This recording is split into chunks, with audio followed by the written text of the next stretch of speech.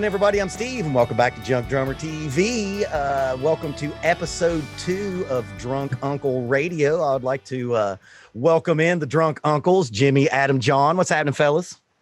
Yo. Howdy, hey. Fellow uncles, drunks. There you go. So before we get into the meat of this episode, we would first like to remind everyone that Brother John is promoting a new single. It is, I'm going to say this word wrong, Viola, my old friend. He is, of course, running into the problem that everyone is running into with trying to promote anything that's new, as you can't go play in a bar and make people download the record while they're sitting at their tables and or standing in front of you. So John, you've got it up on YouTube. You can find it in all of your streaming services, correct? Correct. We are actually in the planning stages of making a music video for it that's going to be shot remotely, sort of. All the players that are a part of it, and my friend Brandon, who mixed it, is going to take some videos of themselves, and we're going to sort of intersperse that with, well, I don't know. I'm bad at filmmaking, and I'm trying to get better. Well, good thing we have Adam Jones in the family. Yeah. I call him every time. So I'm going to link that right here. Please go check that out. That will also send you to John's YouTube channel. He has a whole bunch of other stuff on there. Oh, by the way, that new theme song that you just heard is actually a song that me, Jimmy, and John recorded. It is my favorite thing that I've ever recorded. I've recorded many hours. It's a song called For the Rest of the Time. For the Rest? Just rest of the time. Is it also on your channel? No, that one's actually not out in the public. I'm I'm keeping it back for the B-side someday. When people start wanting to hear that song. So that is our new theme song. So that is me, Jimmy, and Brother John playing on that song. Because I thought about it when we watched the first episodes. Like, we're all fucking musicians. We should have an original theme song. We shouldn't have to have Adam to go find some like copyright free music that I know he's got around. So this next segment is what I'm going to call, let's see what dope ass shit Adam Jones has done this week, and let's see how he'll downplay it. So Adam, you just had a pretty major project get released out into the world. Tell us about it, brother. Yeah, it's not released yet, but it got announced this week. Last month, we filmed a live performance in studio with Evanescence, their first and only performance of 2020, thanks to the Cove. But they performed 9 songs with us over at Rock Falcon Studio with legendary rock producer Nick Raskulinix at the helm. He produces them and Rush and all these other dudes. Good friend of mine too, and I hope he's listening. But December 5th, it's a Saturday. Evanescencelive.com. It's a $10 ticket, and you can watch it, I think, for a really odd time of 80 hours. Capricious. But, there is one sneak preview song out there right now, and it is their newest single off of their forthcoming album, The Bitter Truth, called Use My Voice. Check it out. It'll be linked here. Also, that video, the actual video proper, did you get to direct Lizzie Hale? No. Damn it. But she is a friend, and she is awesome. And she did her part in like 5 minutes. I hear you. No time at all. Nobody directs Lizzie Hale. I actually saw them live once. They came to the bar that I used to be a bartender at back when they were on the come up. And I remember she's really small, and she had like a little stool thing that she sang on. It was very adorable. That's like There's Glenn like Danzig. 8-inch heels now. It's like Glenn Danzig. Oh God, man! Anytime I want to just get some of that Schadenfreude that I need, I have watched him get knocked out 25 times. I watched it today. There was like a behind the music kind of YouTube video on like how it happened and what the setup was and all. I was like, man, I hadn't watched this in like 7 or 8 years, and I went back and watched it again, and I forgot how short he was. He's a really small dude. Well, I mean, he's one of those cats. It's like, short makes up for it for being mega shredded. And that band, oh man, I can't remember what they were called. They made a T-shirt about it. Northern something. Yeah, it was I've never seen this before, so I'm currently watching. Oh, dude, we can watch it here. Yeah, Glenn pushes the guy. Got plosives. Glenn pushes the guy, and so the dude just swats him. The dude's a lot bigger than Glenn. Yeah, well, he's a big fat body, but bigger for sure. Glenn's real stock, but he's like 5'3". Yeah. Wow, that was a hell of a right hook. That's a good one. That's a good one. He put the ass into it. Yeah.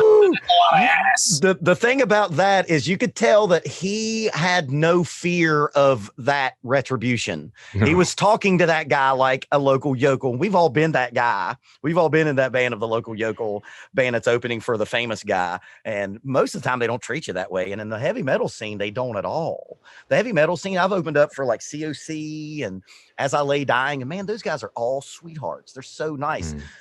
It's completely different in the jam band scene, and John knows this. I opened up for Acoustic Hookah, and those guys treated us like fucking assholes.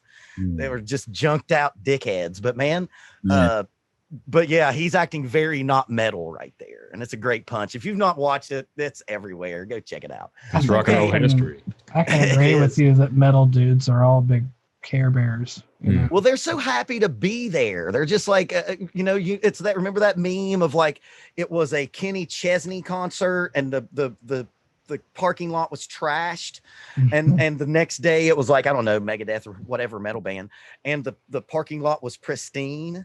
Like metal fans are just appreciative because they know they're kind of an outsider thing, and they're so nice. They're so like, man, we hung out with Pepper Keenan from COC, and he just, he's a legend. He's a fucking legend in that scene. And he was just like, hey man, in that metal scene, it seems like it's always like they're all about accountability, and they're all about like, personal pride and taking up for oneself and standing up for oneself and showing yourself in a good way.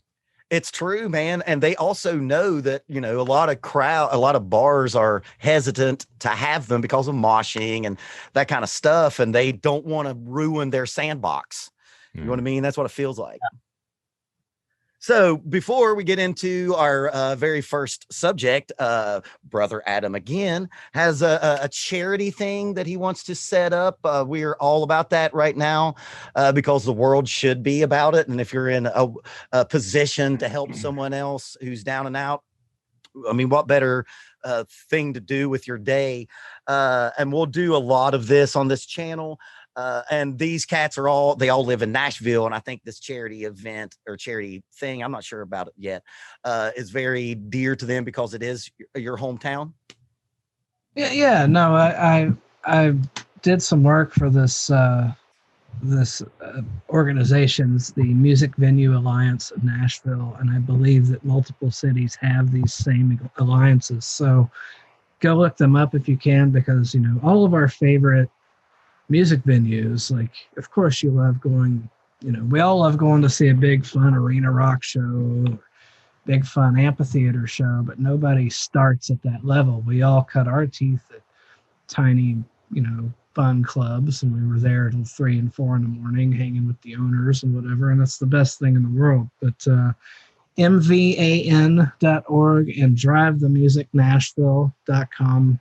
I got to do a little promotional video helping these guys, but they're selling this really cool t-shirt that basically 100% of the proceeds go to helping keep places like the Exit Inn and the End and Mercy Lounge and the Basement and all these other places open for when live music does come back. So we have to help them out.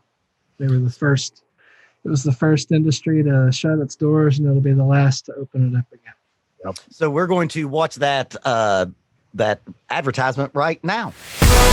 Local Nashville music venues need your help. Two Rivers Ford and Music Venue Alliance Nashville are teaming up to make sure that no independent music venue has to close its doors permanently due to COVID-19. If you buy this t-shirt, you help all the local venues in Nashville get a little bit of money to pay the bills. 100% of the profits from this awesome t-shirt go directly to Nashville's independent music venues. This t-shirt could mean everything to all of us venues. It is not only a fabulous design and so supported by Two Rivers Ford, but by you guys too. This can keep Nashville's music playing. Help us drive the music. Go to drivethemusicnashville.com and help save live music. This is the shirt that drives the music. Get it now. Let's go. Support local music by purchasing this t-shirt at drivethemusicnashville.com.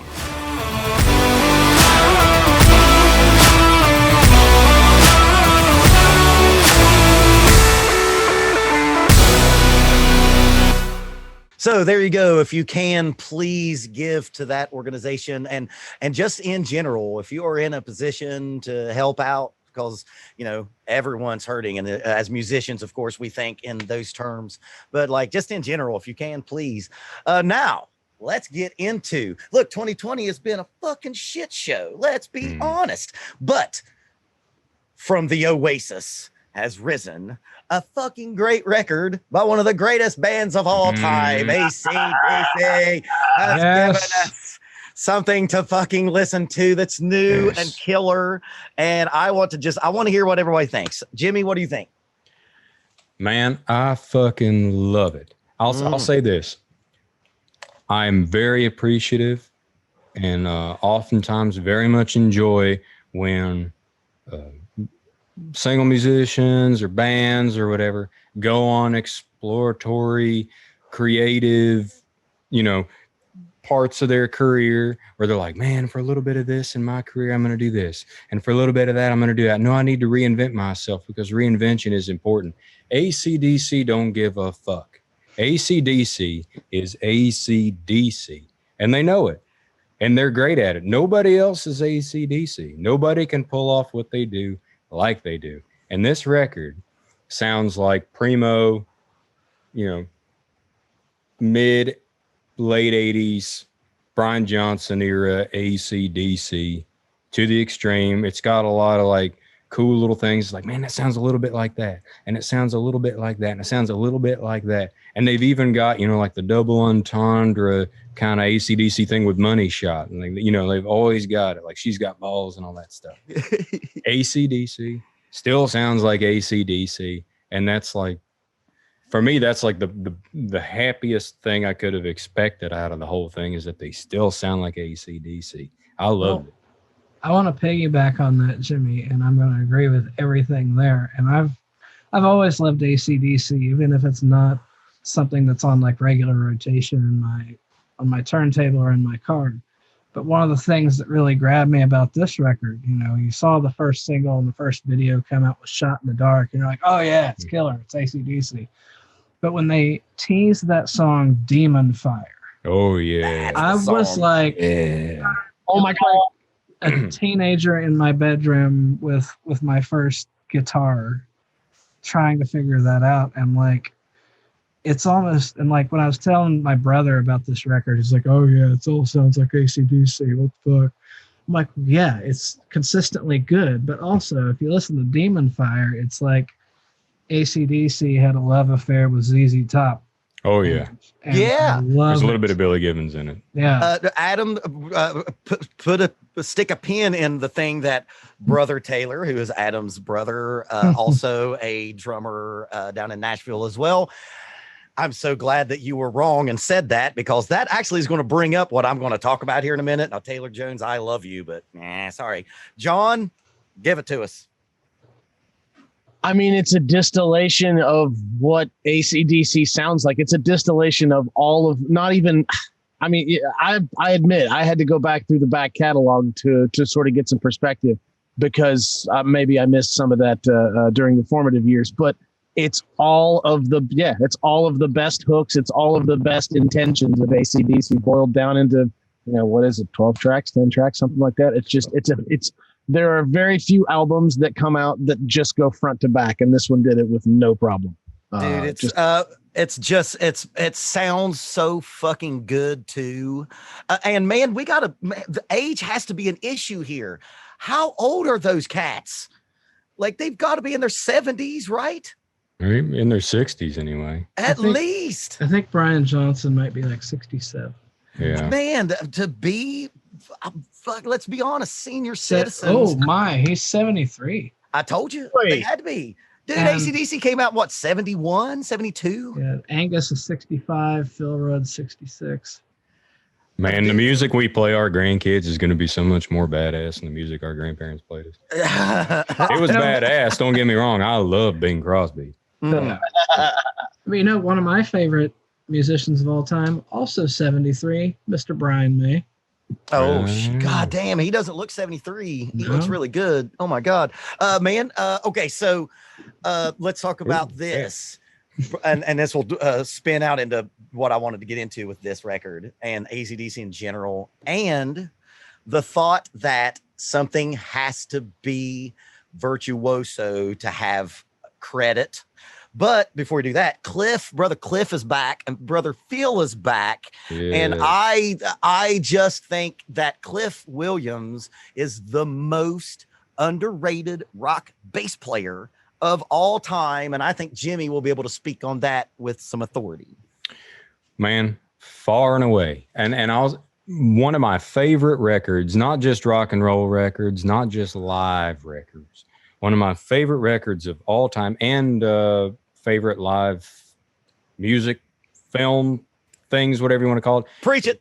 AC/DC Live in Paris, 1979. Yes. That is one of the fucking best live recordings ever. That is AC/DC. To me, like I love Brian Johnson, AC/DC, but I'm kind of like a Bon Scott AC/DC mark, that it had that edge that was like wild. It was a wild edge. It was almost, it's like it was about to fly off the rails. It was almost like it was about to fly off the rails. And Cliff is back there banging it, holding it down. And a lot of people, virtuosic players or whatever, they don't realize how hard it is to keep something that steady, that well, while, going that hard. And to be that brilliant at what he does. He's a fantastic bass player. That's one of the best, if not maybe the best, just rock and roll rhythm section. Malcolm Young, I include in that. Yeah, because that's the rhythm section right there. Yeah, I include Malcolm Young. You can lay the fucking the Empire State Building on those three people's instruments, and it will be stable for a decade. To anybody like that hasn't ever heard it, go on YouTube even and watch it, and just watch the energy. Watch these guys live in Paris, 1979, like rocker, whole lot of Rosie, and Let There Be Rock, all that stuff. Man, they are on fire. It is one of the greatest rock shows put to film of all time. But for Cliff, it personifies for me, like what makes Cliff so great is he's just laying into it, killing it. He's not pushing or pulling crazy. All the big band people, they go, we're like, oh, well, if you listen to Count Basie, they were always just on the beat all the time. They weren't behind it and they weren't ahead of it. I'm like, that's great. I love Count Basie. But listen to AC/DC. They did the same thing. They were always right on it, and it just killed every time. And Angus is just floating on top of it. Bon Scott or Brian Johnson floating on top of that. And, a very good, right up on that level with them, just as far as like a foundation you could build a skyscraper on is Double Trouble. Oh, dude, preach, man, preach, dude. No, but here's the thing, though, and for whatever reason, I think they get more love in that. I think more people know. And man, that record they did called Archangels that had Doyle Bramhall and Charlie Sexton. Is that right? That Archangels record, it's a Double Trouble with Doyle Bramhall II, and I think it's Charlie Sexton. Check me on that comment section. Dude, you're absolutely right. Those two rhythm sections have a lot in common. Unfortunately, I think because of the cult of SRV, Tommy Layton, Chris Layton, and the Whipper, they get a little more love in that, right? Yeah. Okay, so go ahead. I was going to say, and I always thought that AC/DC was, unique for their own reasons, but also like in that time, as an Australian band, they have this sort of like raw edge to it that's almost like, it's more, and I don't want to compare it, but it's more like American than it is British. Mm-hmm. And maybe that's because I don't know if it's like because the Australians are maybe a little more American than they are British. Because they're wild. They're more wild. Yeah, they're more. It's that wild live edge. It's like, Steve will know. You get, you're a woodworker. They're like live edge, making a live edge table instead of a perfect cabinet. Perfect cabinet. Yeah, it's that live wild edge, but it's still badass and it looks great, and you get to see all the irregularities of it and all.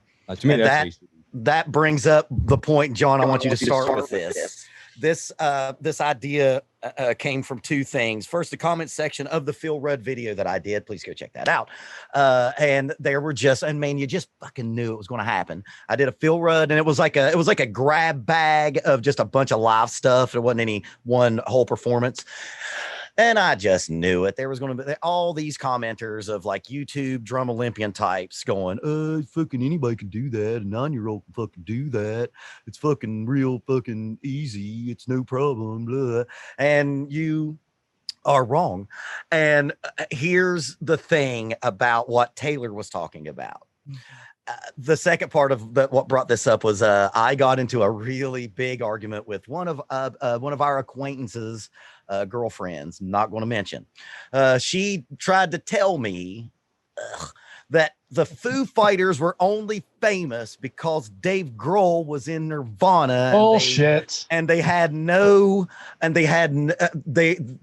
quality that should make them the biggest, maybe the best going rock band of all time. And I know we're all Foo Fighters fans, and I know that John is a fanatical Foo Fighters fan. So when she said that, I said this, and I came off like a shithead, I'm sure of it. And I'm glad you brought up woodworking. Here's the thing. You may look at a piece of furniture, and this is going to make me sound like a pretentious shithead, but I don't care. It won't be the first time. You can look at a piece of furniture and it's a handcrafted piece of art. And you may say, is it subjectively or objectively? Which one's your opinion? Objectively. Objectively, you don't like that. That's fine. And that's fucking fine. But a woodworker who knows what went into that can say, you may not like that aesthetically, but I know what went into that and makes it great. And you're wrong in general, right? So, John, we came from the jam band scene, as we talked about on the last episode. Please go check that out. And I know that I didn't really start getting out of this until I started playing with Jimmy and Voldemort. Had that idea that something can't be phenomenal because I had went through my music school jazz fuckhead phase, and I was prog guy and jam band dude, and I was under that impression that if you're not exhibiting the highest level that instrument can produce, it's not good. John, tell us why that's wrong and stupid and wrong-headed, because AC/DC is the perfect example of that. Well, first of all, I'll lead with only a Sith would deal in absolutes. And so you can't come at any philosophy of anything you want to do well with that mentality of I think we were talking about it last week. Perfection is the enemy of good. Mediocrity is the enemy of good, but we're on. I think last week that was the thing we let in with was mediocrity. But perfection is the enemy of good. Are humans perfect? No, absolutely not. Why on earth would we try to be perfect in executing something else? It's just that, and it like you talking about, it just breeds such bad blood, and then ego gets into it when you're thinking of everything through that filter. and it takes the music and the humanity and the heart out of it. It just sucks. It's not a good way to approach anything, especially not musical performance or creative expression of any kind. AC or John or Jimmy. Cheers. Jimmy, talk about the grease, because that's what we're really talking about here. You know, what Cliff plays and what Phil plays. I want you to put that Steve Jordan quote in here that you told me. If you don't remember it, I'll remind you. I don't remember it. Okay, I got you. Like that, what Cliff does and Phil and Malcolm. Is Malcolm's son the other guitar player now? His cousin. Is that what it is? Because he's playing that same Gretsch. He's playing the Malcolm Gretsch. With the one pickup pulled out of it. Yes. There's no other guitar that could have been on that side of the stage. And I'm sure that Cliff is playing a white P bass. His name is Stevie Young, and he is 63. So he must be a cousin. Man. Yeah, he's the oldest. He's Angus's oldest brother. Oh, okay. Cliff was probably playing a Stingray. Sounds like a Stingray. Am I wrong? Am I always thinking he's playing like a white P or J? No, he usually plays a Sunburst Stingray. Really? Okay. But back in the day, there are photos of him with P basses. Oh yeah. Okay. So Jimmy, talk about Grease. Talk about Grease, because that's what we're talking about here. It's the thing that happens in music that you cannot write down. We're all literate, written down, readers of music in this room. But you can't write it down. It's not a thing that can be transcribed. Yeah, well, I think, even more so, can you not only not write it down, you can't even really describe it. You have to, you feel it, It's like if you shake your ass, if you bob your head, if it gives you that, gives you the stanky face and all that, that's the grease. That's the stuff that magic is made of in music. That's the stuff, that as musicians, when you're playing and you go to that other place, that musicians go, that thing we try to achieve, that sort of, that high that musicians get in that other place when you're really in and it's really locked in, that's the grease. Or when you're playing and you look down and you see somebody, dancing and shaking it and going at it, you're doing it and you're part of it. That's the grease. Or if you're the one down there dancing, that's the grease. It's that thing that can't be explained. But I'll try to explain it. So it's like, Cliff and Phil, obviously, they have a sort of ebb and flow that goes like that. And is it perfection? Probably not. But they're able to make this like chunk, it's got a swing to it. It's got a chunk to it. You always bob your head with AC/DC. You always move with it. It doesn't matter if you're thinking about it or not. And that's the thing. Like if it can make you just bob your head, whether you want to or not, and it can make you sway around you whether you want to or not, that's the grease. Well, I see so many. So many people that are virtuosic players and have virtuosic skill and know all the modes and know all the rudiments and they know all the things, but they can't play a hook to save the life and they can't make you shake your ass to save your life. AC/DC knows about grease. They know how to make you shake your ass and they know hooks and they write hooks. It's why every stripper in the last 35 years has at least one routine that they do. Oh, yeah.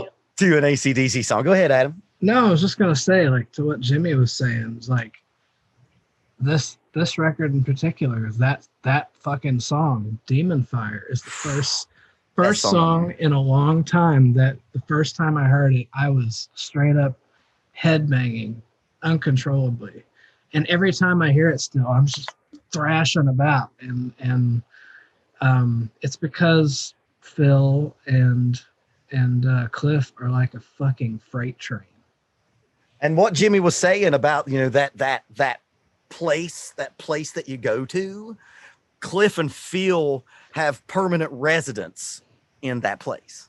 Mm-hmm. Oh man, I can just, again, to go back to it, I can like right now, at any time in my life, I can listen to Rocker from Live in Paris 1979, and I'm immediately in that place and I'm not a part of it. I'm just listening to it, and it's so aggressive and so badass and so hard hitting, but still greasy, so swanky. You know, I just immediately bob my head. It doesn't matter what I'm doing. I'm driving in the car. I'm standing in my kitchen. You know, I'm And making by greasy, you mean greasy. You know, it gets it every time. So you're It probably saying will that, forever. so you're saying that AC/DC bootlegs are better than Fish bootlegs? Oh, I mean, I wouldn't say that. I'd only imply it. So before we go on to our deep dive, or to today's episode deep dive, two things. First, Jimmy, the quote came from you, and it came from Steve Jordan. You probably remember it now. Steve Jordan, who we all know is one of the fucking greatest drummers ever. That live record with him and John Mayer is some of the most bone-crushing fucking grooves, man. That groove that he plays on the Ray Charles cover. I Got a Woman. Yeah.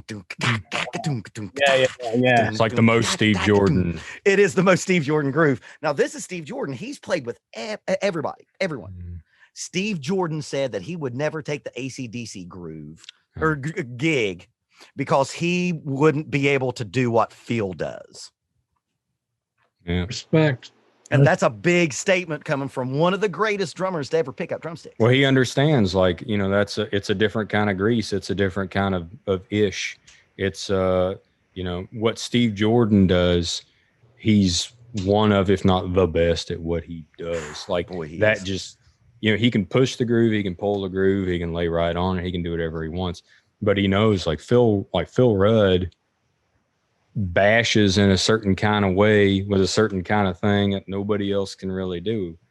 And it's part of what makes AC/DC, you know, there's so many, you know, often imitated, never do, you know, or imitated, never duplicated. AC/DC is sort of a personification of that. We've all been in bands that have played AC/DC songs. Everybody's been in bands that played AC/DC songs. There's so many AC/DC cover groups and whatever. Nobody gets close. No, not even close. And the argument would be, like, if they're doing it and it's so easy to do, why isn't everyone doing it? Exactly. Right. There you go. John, real quick, it's kind of made me think of it because I know you're such a big John Mayer and Jordan fan. Do you ever like fantasy book recordings where you're just like, Steve Jordan would be fucking perfect on this track if I could just get Steve Jordan in my fucking studio? Or if I could just figure out a way to program Steve Jordan in and not have to pay him. Exactly. Yeah. One more thing to wrap up AC/DC, and this is for you, Jimmy. The one song, why do they always kick us when you're down? I'm gonna answer that question, Brian Johnson. It's going to come from Bobby the Brain Heenan. They kick you when you're down because it's the easiest place because your head is right there by your foot. There it is. R.I.P. Bobby the Brain. The best. So now we're going to get into our deep dive subject. Boy, we've been waiting to unleash this. There's maybe a chance that maybe a couple of you are aware of this. What this person that we're going to dissect today. And Jimmy and Adam, it's your ship. Well, I wanted to, Jimmy, if you're cool with this, I thought we could kick it off with a little intro by from a show called Judge Judy back in the day. This person that you're gonna see, he won't go by it here, but his name is Romeo Rose. I like to call him Roro. His real name is Laramie Busby. He's from the town that a lot of us spent a lot of time in together. Over the years, a local character. Adam's going to play this clip, and this will kind of be your first taste of what this person means. He is the plaintiff. And I want everybody listening to know that Laramie, that's spelled like the cigarette brand in The Simpsons. For the town. Just like for the town. Okay. Here we go. All parties in the matter of Busby versus Lanfear. Step forward, please. 27-year-old telemarketer. There he is. Telemarketer. Probably at Cytel. For the cost of a tattoo. Also wedding photographer. For the cost of its removal. Mr. Busby, do not get too comfortable, sir. This case is not going to take that long. Oh, According to your bad complaint, sign. you went to the defendant to have a tattoo put on your arm of your girlfriend. Correct. He put the tattoo on your arm. According to you, it was a terrible job. You went someplace else and had the other arm tattooed, same girlfriend. Is that right? Yes. You want the defendant to pay not only what you paid him to tattoo Stop your for arm, 1 second. like the job. Is he cross-eyed? Okay, Oh, so that's a thing I wanted to talk about without talking about it. Because from here on, for anybody listening, you hear Judge Judy say, okay, well, he got the tattoo on the one arm and then he went to another artist and he got the tattoo on the other arm. What I like to do for fun is to imagine that the tattoo artist did both at the same time. And one just came out a little different than the other one. And then if you think of that going forward and just imagine that this fellow was doing them both at the same time. What I was thinking was, like, how bad did this guy fuck up with his girlfriend to have to go get the second tattoo? Like, I feel like I'm in my head. I'm like, okay, we're going to get into first that. Tattoo, and maybe I've stepped out on you or what have you. And the second tattoo is really a negotiation to get her back. Yeah, we'll get into that. There's a lot to talk about. Go ahead, Adam. But you want him to pay the cost of having the tattoo surgically removed. Yes, that's correct. Is that right? Yes, ma'am. Step up, sir. She's Let not me see the having it. tattoo that the defendant put on your arm. This is it right here. Oh, Silly. Okay. Now let me see the tattoo and her name is Silly? No, that's just what I call her. It's like a nickname. That's a good one. They're both tattoo artists. They use the same. Don't speak to me. Just show me. Okay. And there's Silly Girl. Right. Okay, so we have one silly. Now let me see the other one. One silly and one silly girl. Right. Right? Yes. Step back, sir. This isn't going Judge to go well Judy for you. continues in a moment. Billy looks haunted. The hair's got a few different waves in it. Maybe if this relationship doesn't work out, you'll find somebody who more closely resembles your right arm. Closed captioning. Sponsored. Okay, so before we go on with that, Jimmy, how does Romeo Rose or Roro, how does he end up on a music podcast? There are a number of people in one's life that you cross paths with, right? Your trajectories cross. And some of these people, will just sort of keep going at an even line. Some people may be able to take a downward line or an upward line, and some people are chaos. Romeo Rose is chaos, and all of our lines crossed with this chaos line. The first time I can remember him, it was in Huntington, West Virginia. Me and Adam went to a mountain stage show that we just found out about like on the last second. We were at college there, and we just found out that Buddy Guy was going to play at the Joan C. Edwards Theater. And we're like, we get free tickets because we're students, so let's go. We go over there. We're standing there to get our Buddy Guy tickets. And it was Brandy Carlisle's first big tour. Yeah, Brandy Carlisle's first big tour. Their van had just been like broken into and they lost all their clothes and stuff. Anyway, so we're standing in line there outside the will call door. And we look over and we see this, redheaded lady there with bangs and all that lady there, Judge Judy.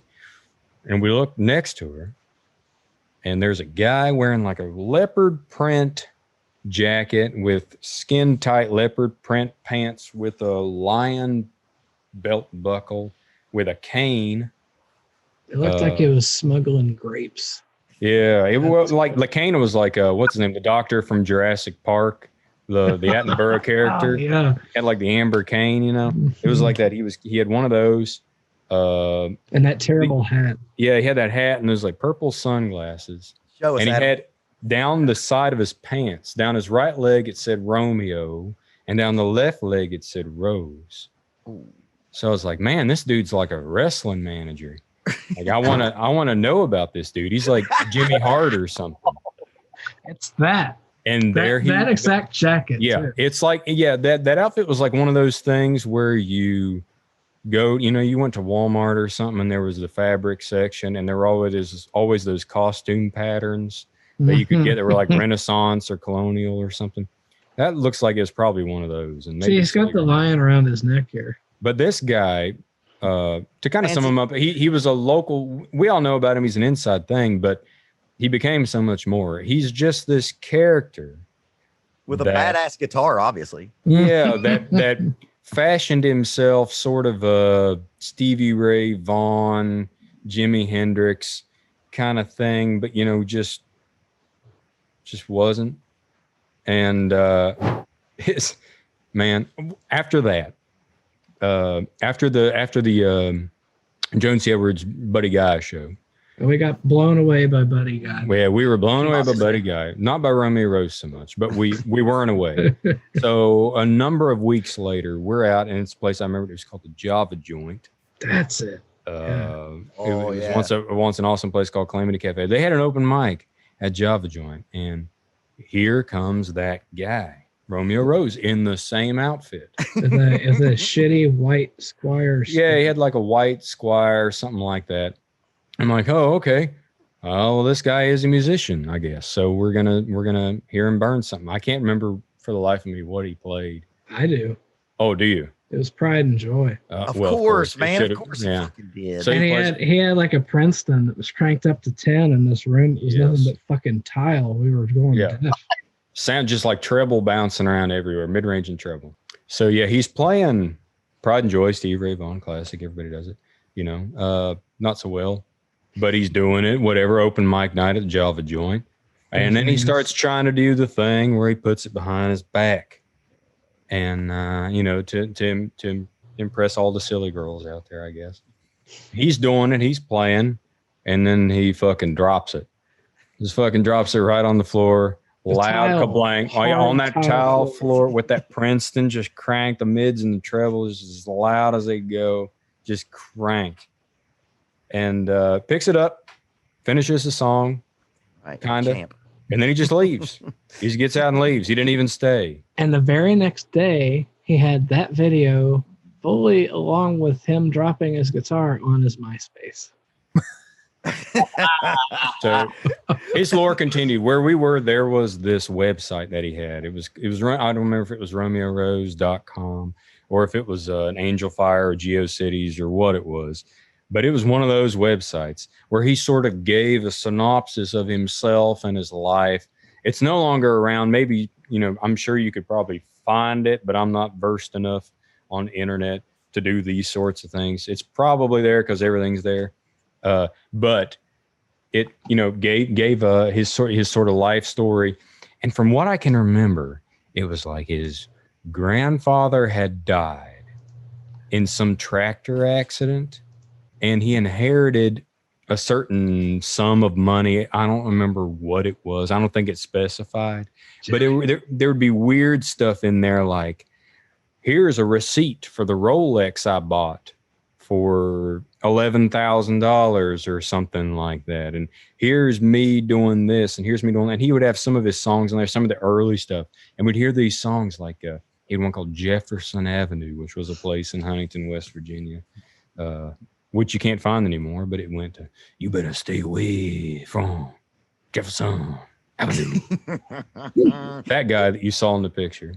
So before we go on, let's listen to some of these guys' jams, man. Yes. Wait a minute. I found, whenever you were talking about RomeoRose.com. Yes. I can remember it vividly seeing it for the first time, but then I remembered that we have a lovely tool online called the Wayback Machine. There it is, the Wayback Machine. Right here. It's here. Yes. There it is. Look, it looks like a UFO site. Oh boy, that's good stuff right there. I want our website to look like this. He is one of the most original bluesmen of our time.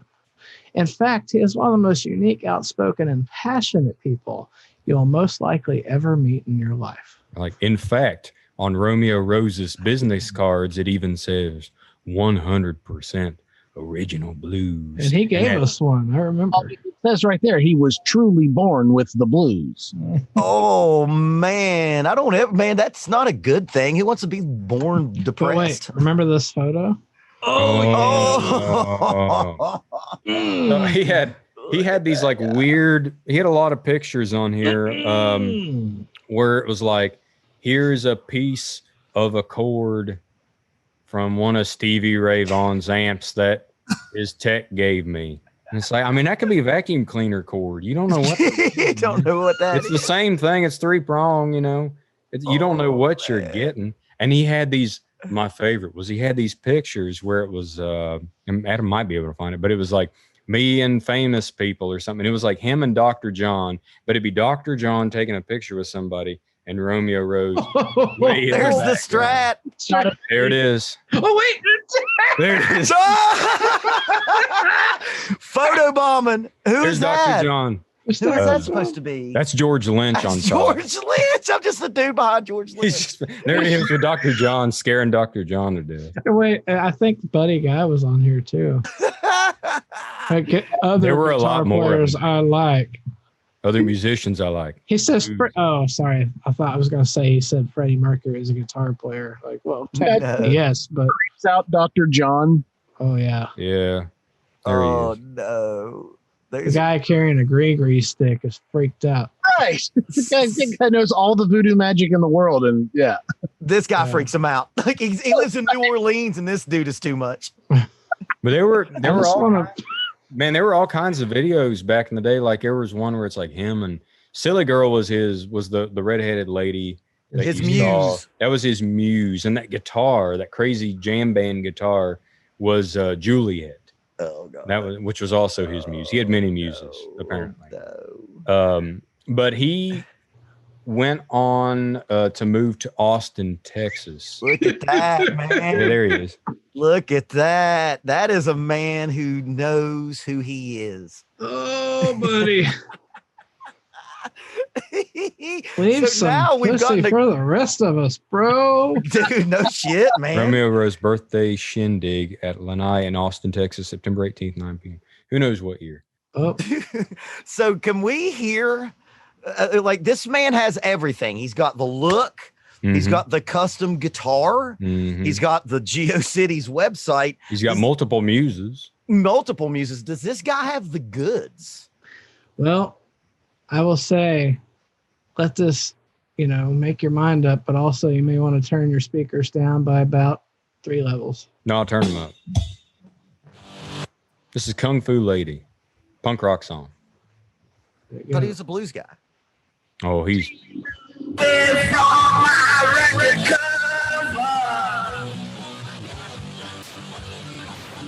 She was gonna blow holding up a lighter. I was looking for a lover. Instead I found a fighter. She's a kung fu lady. She Oh man, like I thought he was a blues guy. I was fucking like that's some Porta Studio 4 right there. That was some bounce tracks. John, how many bounce tracks you think was on that? I mean, I think I made that record in 1990. Yeah, I remember that one clearly. Hey, I used Porta Studio. Man, I definitely did my punk band definitely did an EP on a Porta Studio, and we definitely got better fucking tones than that. We all we had was PVs. We recorded that shit with like a TNT, like whatever the PV, whatever PV the Rage, whatever the Stage 30, whatever the PV like solid state guitar amp that you got at Pied Piper or whatever that. That's was. all of them. Yep. One day, fellas, we'll have a PV endorsement. We're fucking going to do it. Oh, I'm all about it, dude. PV is the best. Mississippi sure. Marshall. I want PV to bring a heritage line out. I've never heard that before. Mississippi Marshall. Yeah, Mississippi Marshall. So, do we have any of his blues stylings? I want to hear this man who was born with the blues. He took it all down. He took it all down, man. And that's blues is that's what we get into. So he moves to Austin, Texas. So this guy in our place where we're from is trying to create a a scene for himself. He's trying to let people know that this man is a serious blues man. If you don't believe him, just look at his shirt. And then where do we go, Jimmy? He goes to Austin, Texas, because that's where blues men go. Apparently, he doesn't want to be SRV, but just something like him. And he starts playing gigs. I remember he had videos where he was playing at this barbecue joint. My God. And these two band members would like show up real late, and there'd be like some kind of weird confrontation on camera, and then they'd start playing. You would watch like the bass player would just like leave to go grab a drink from the bar in the middle of the jam song. Yeah. And come back up like, sorry guys. Oh shit. Real pro, total pros. And then he just kind of like, he disappears for a while. You don't hear anything from him. And then he posts these kind of weird, crazy videos where he's doing weird, crazy things that aren't really music related per se. There's some music videos, and they're all gone. So we're just kind of having to try to explain them. They're all gone, but they were kind of music related, but also not music related. And then he puts out this thing. The thing that got him really the most notoriety was this dating checklist. Yeah, it was called Sleepless in Austin. Oh, Wayback Machine. Shit. There you go, Wayback Machine. It's called Sleepless in Austin, where he has these criterion for women that he wants to date. Okay, so we're not mining anything new, because at one point we're resurrecting something that we feel that you need to know about, because I know that Kyle Kalinske 7 or 8 years ago definitely did a video on him. Yeah, he did. And he showed up on Howard Stern. He wasn't on Howard Stern himself, but they talked about him on Howard Stern. He was on a lot of morning talk after this. He was on a lot of morning talk shows like around Austin, Texas, Texas in general. So what he's just sort of trying to explain himself. So what this is how you can spin out a very unsuccessful music career. Yeah, he was trying to be the brand into public pariah. Yeah, it didn't work so well for him. It's a solid path right there. I felt like I can't believe we all haven't got that yet. Like, we've done pretty damn good, fellas. There's time. There's time. So producer Adam is going to bring up the clip. Oh God, because I have a little bit of knowledge about what we're about to see.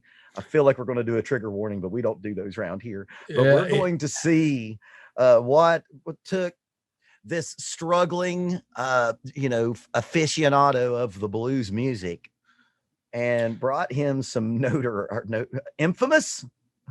Like, he's not just famous, he's infamous.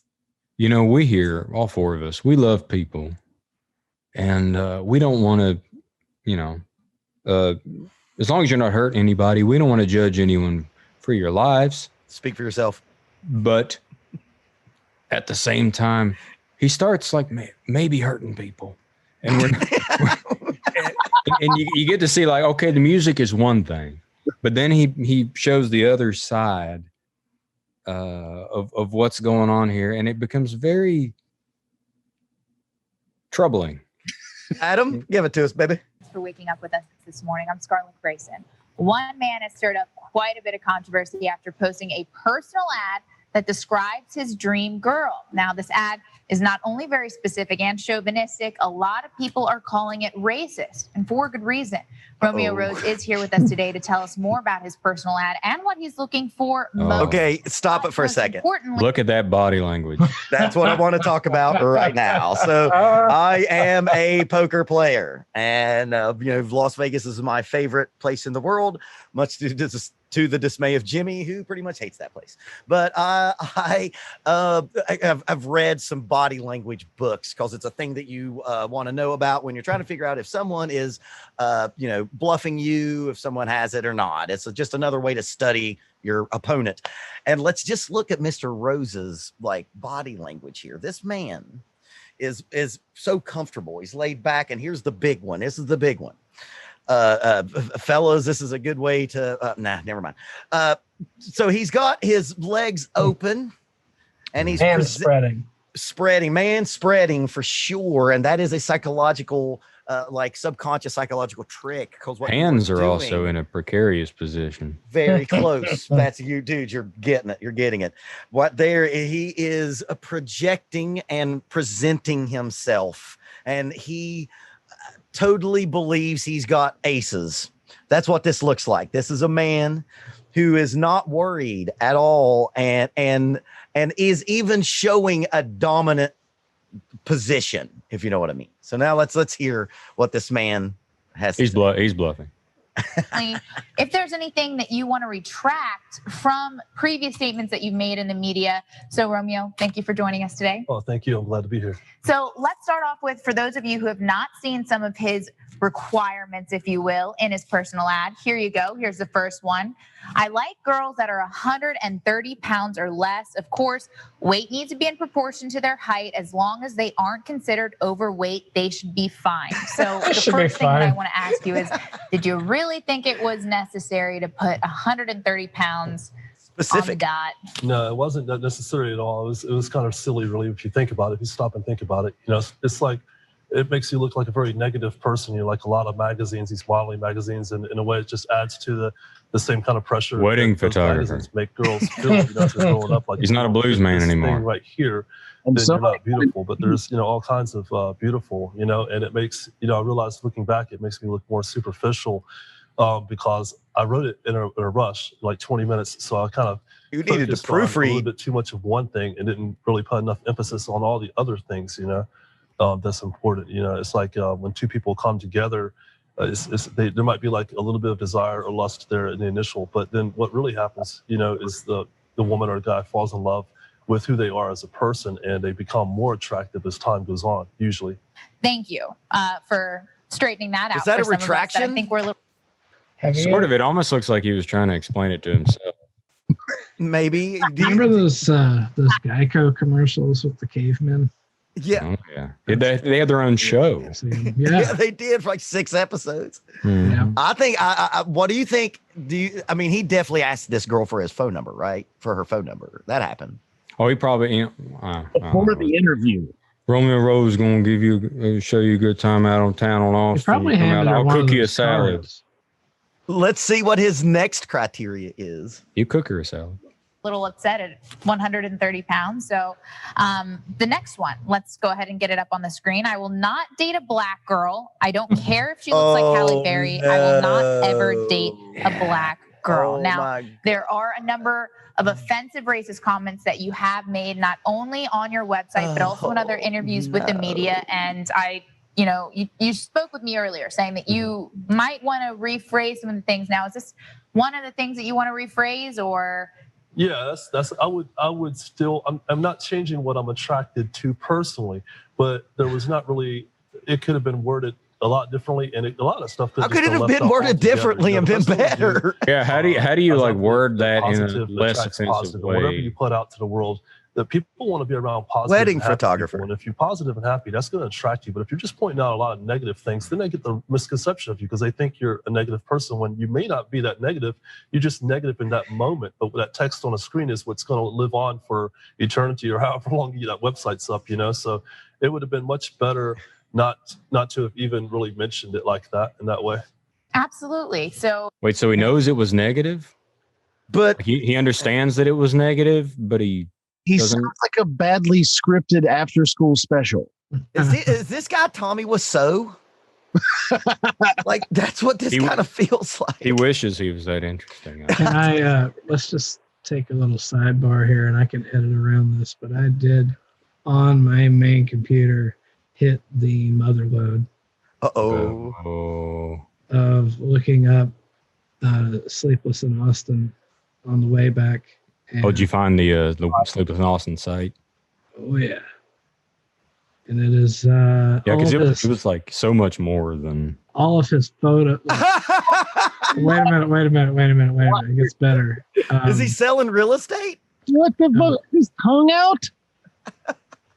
No. He's got a cell phone number. Photos 2013. Right there. Yo. I mean, ladies, Hollywood teeth. I welded teeth to my head. Okay, so wait, don't waste them on us. Hold those back. Let's get back to the video. Okay, yeah. Right. So we can get that. Right. Oh, that's something that, you know, I mean, yes, everybody does have their personal preference. You definitely, I'm not going to lie, have said some very offensive racist comments on other. She's like, you're a piece of shit, right? but I have to interview right now so I can get past this. Yeah, why is this news? Yeah. Interviews that we don't want to go into here. Absolutely not. But we do want to address some of the things that I know that you feel uncomfortable at all. He's not made people uncomfortable in, at all. you know, your beliefs. The only thing I'd like to say to that, without going into it, is I never intentionally meant anything to sound racism, because I don't have any hatred towards anybody. I feel like there's good people and bad people in every race, you know, and there's somebody out there for everybody, you know. It's like, just because one person doesn't see you as the next greatest thing doesn't mean, you know, it's just. It's always terrible to sound racism. Yeah, he's calling it to come over the mountain. Something great, then that's their loss, you know. Absolutely. Let someone else bring down your confidence or whatever. Okay, well, let's go ahead and bring up the next comment. This chick is so mad. I prefer a woman that has never had children because having kids does ruin a woman's body oftentimes. He goes into detail. Ruins a woman's body. Now, after talking to you, you've got a very philosophical way of approaching things, and your speech is that and everything philosophy? like that, and that's, you know, great and all, but philosophically, I feel like a woman's birth is natural. So you're saying that it ruins a woman's body. So I guess I will shoot. It's in the natural. That's a mom that's pissed off. What do you have to kind of go into detail on that comment, if you will? Well, I mean, that comment was pretty superficial, really. You know, I mean, it probably wasn't really that necessary because, you know, I'm not going to totally say that there isn't ever any negative superficial effects to a woman that gives. Can you just look at his face right now? Let me get his teeth out. But did you ever play Punch Out as a kid? He looks like Glass Joe. He is Glass Joe. He's like Glass Joe with bangs.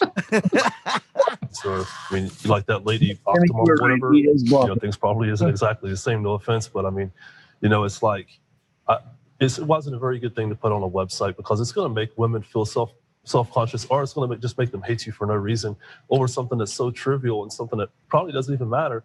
And, you know, like, so what is that supposed to mean? If you meet a woman and things go well and you become intimate and you don't notice she has a kid, would you really even know necessarily? You know? A lot of women, you know, work out. Maybe that's your fault, have a kid. You can't tell, you know, so how would you really know? It's just like, it goes back to the black woman thing where a lot of people brought it to my attention.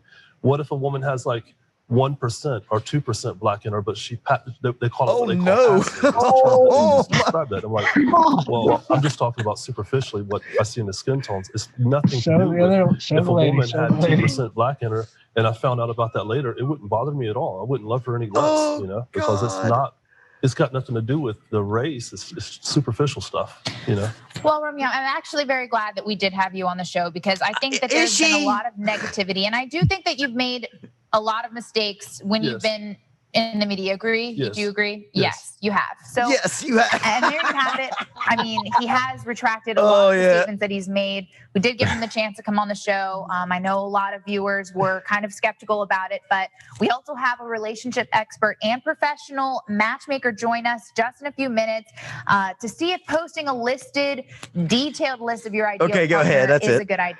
He looks like he's become a part of that chair. Yeah, dude.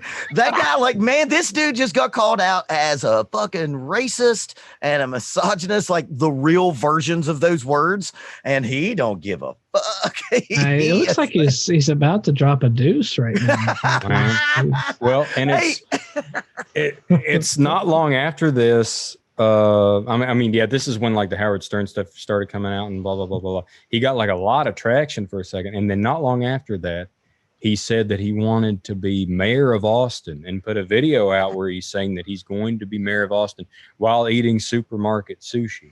And he's talking about, here we are, sleepless in Austin. Do you think that's from his, during his election bid? He looks, oh boy. Yeah, there it is. Oh man, who wouldn't vote for that dude? But hey, it takes a man to wear a pink shirt. I will say also not long after this, after he announces that he wants to run for mayor of Austin, it's about 6 years ago, he puts out this video saying that he was actually method acting.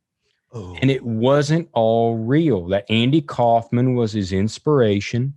And that the whole thing was a game that he'd been doing for years. And he says things like, I must be a real good actor like Brad Pitt or something. Oh, like I must be real good because I fooled everybody. Maybe himself. And then I start thinking, wow, man, if he's really that good of a method actor, how do we know that he's not method acting now? Wow. And that the new Romeo Rose or Laramie Busby maybe is the old Laramie Busby, or vice versa. We don't even know who the real Laramie Busby is. And this is proof. I think my theory is proved because a year later, he posts a video where he is, quote, giving mouth love to Banana. Oh, is what no. it says. YouTube it if you want to put. We're not going to put that on here. If you want to be put on a list of some sort. Yeah, no doubt. So, like, what? Like, how do you go from blues man to this? Like, this is a fundamental problem with a celebrity culture. Not to get too off the beaten path, but like this dude just risked. And you know, obviously came to be becoming a pariah just so he could get on like a local TV show. That wasn't what he was like. He was on Good Morning America. That was like, you know, hello Austin. Like this dude really was just trying to get famous and do any possible way to get there. I really kind of want to look up that newscaster and see if she just like went off the deep end drinking after that interview. Yeah, no doubt. Well, you know, and Steve, one could say maybe if we take this performance art narrative for what it is, for how he's saying it, that explains it. It was all performance art and it was just crazy. And he was trolling the world. Or maybe when he said he was doing performance art, he was actually attaching all the guilt that he had to this little tennis ball that he'd formed and was trying to throw it as far away from himself as he possibly could because he couldn't deal with the angst it was causing him anymore. I'm not going to say that's what it was. Maybe it was performance art. But from what comes after, the videos he starts posting after, I would say 5 will get you 10 that it's not. He starts making these posts for videos where he wants to audition girls to kiss him. Will pay $1,000. These sorts of things, and post videos where he's supposedly auditioning, and then it goes into more graphic. I didn't watch the video. I couldn't bear begin to comprehend it. I'm not going to do it. Then there were articles that started coming up saying that he would babysit your kids for $10. Not advisable. The mom and dad don't need a night out that bad. No. And then he had a video where he was peeing in a very disgusting looking toilet So now he's went from wannabe blues player on a very small music scene, moved to Austin. I guess, you know, had to abandon his dreams of being a blues player, and then he becomes a pariah for his mate checklist. And now it looks like he's getting into, because I can see the name of this, pop culture commentator. Sure. Yeah, and he also, you know, there's a famous one that several other podcasts and whatever have outlined. If you want to go look it up, is where he teaches you how to quote unquote cook a salad because he's a health nut. And a lot of people remake this salad and talk about how disgustingly salty it is. Let's now see what Roro has to say about the Star Wars Force Awakens. This is Romeo Rose here. I'm coming at you live. He is live. He always does. Planet Dagobah. Dagobah. Oh. Today, we are going to be talking That's an about H, not an N. Important. And did I mention I am talking to you from the planet Dagobah? Yeah, this is going to be out of this world because I am Romeo Rose coming at you live. Renaissance man. Dagobah. Oh my! Why is he looking at me like that? He's touching his dick. So he's obviously doing this with one hand. Something that I've been meaning to talk about now for quite some time, but I've just now gotten around to it. He was busy. Today we are going to be talking about the new Star Wars movie. And I am going to tell you right now, George Lucas, I'll tell you, George Lucas, he has really just, shit, I don't know how else to say it than to just come right on out and say it. Oh no! Spawn's face. Never mind, like George Lucas had nothing to do with that movie. Look at that toilet. Clean your goddamn toilet. Lucas has really let the Star Wars franchise just in the sink. Look at the sink. On the toilet. Just like that. See that? That's what George Lucas has done. You know, and just let me tell you here now. As you know, I am Romeo Rose. Yes, we know. And I went and seen Star Wars recently. Now, Star Wars is one of my favorite movies of all time. You know, I love the Star Wars trilogy. And let me just tell you this, that right now, that because you know I am coming at you live. Oh my God! And I want to tell you, my problem with Star Wars is it just didn't have any strong characters in it. You know, first of all, we had a black boy. Oh God damn! Yeah, you remember when he was talking about being superficial, definitely racist? You know, he was black. I mean, now shit. I mean, I know we've had black people in Star Wars before. Maybe he's just trying to grow his own mushrooms out of that sink. That's a big thing right now. He's ahead of the curve. Yeah, this is why I was talking about maybe the whole thing about it being performance art was a little, disingenuous. Yeah. And maybe some of these claims that people were making had a grain of truth to them. Now he would go on to make other videos and this is where we could get into a whole thing where I don't know if we're gonna like really touch on it, but it does turn from like a he's a character story into kind of like a sad and a little bit scary story where he's obviously got some problems, mental health, probably some substance abuse or something. There's things going on with Romeo Rose. But he does appear in a video that we won't show, but he's written a song. It's very racist, homophobic, many things while wearing a Ku Klux Klan hat. Oh fuck, man! God So, damn! Yeah, just leaning all the way into it. Yeah, and the teeth are gone. They're gone. Yeah, the Hollywood teeth are flapping along, singing, gumming the song. White boy songs. Dude, y'all gotta send that to me in the thread because I definitely don't want it up here. So he's a real bish bosh, that one. A little bish bosh, but it bitter beer face. Oh, but it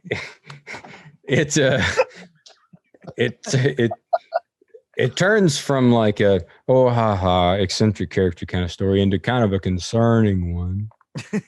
Oh, no. Maybe if I'll just speak for myself, I don't care for his philosophies in life. I love all people. I love all people. And I think maybe he's a little closed-minded, and he needs to broaden his horizons and learn to accept humanity on the greater sense. Dude, we could bring this back to end this fucking shit show of Romeo Rose and bring that back to this guy was a motherfucking blues musician or a supposed blues musician and by all accounts is racist as shit. How do you make How do you make that happen? How do you do that? And it's also, it's the same kind of logic where I think, like on that Sleepless in Austin thing, there was a criterion where he didn't like girls that had been on dating sites and all these sorts of things, but it's a criterion that he posted online. It's that same sort of thought where he can't separate himself from the thing that he sees and the thing that he understands, and he doesn't know what a makeup of anything is. You know, it could bring us back to last week where we're saying, like, they don't know what makes it great. He doesn't understand the things that make things awesome, why it is, and he can only envision himself inside these things and misses the big picture. And for him, and we're like, maybe like last week we were talking about Fish, maybe, you know, with music, whatever, mediocrity or blah, blah, blah, blah, blah, blah, blah, all that. Maybe they're missing the big picture.